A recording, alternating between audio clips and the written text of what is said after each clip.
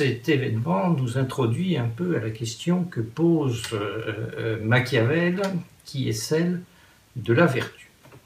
Alors Machiavel, évidemment, lui, il écrit au XVIe siècle et il pose la question comment conserver le pouvoir. Comment conserver le pouvoir dans un monde où il y a des trahisons, des meurtres, des guerres, etc.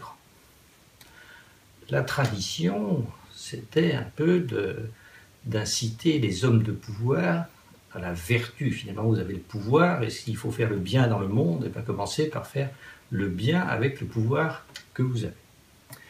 Et Machiavel va introduire une distinction qui est la distinction entre la vertu et la virtu, la vigueur, la force. La vertu au sens du bien moral, et la force qui est un autre agent agissant dans le monde.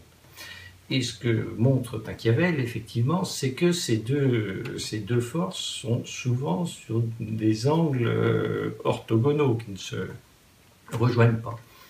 Alors, à cause du chapitre 17, je crois, du Prince, Machiavel a mauvaise presse parce que il dit effectivement que si les hommes étaient tous bons et honnêtes, bien sûr, il faudrait être vertueux, mais attendu que la plupart des hommes sont malhonnêtes et méchants, je crois que c'est le mot qu'emploie Machiavel, eh bien, le prince est justifié de ne pas tenir sa parole, de mentir, de ruser, de tromper. Dans ce chapitre 17 qui s'exprime le plus crûment. Mais au-delà de cette expression sur l'ensemble du livre, l'intérêt, c'est de bien montrer ce jeu entre la virtu et la vertu, non pas dans un sens d'immoralisme, mais de montrer qu'il faut distinguer les deux plans. De ce point de vue-là, on pourrait dire que Machiavel définit une sorte de modernité pré-kantienne dans l'univers de la stratégie.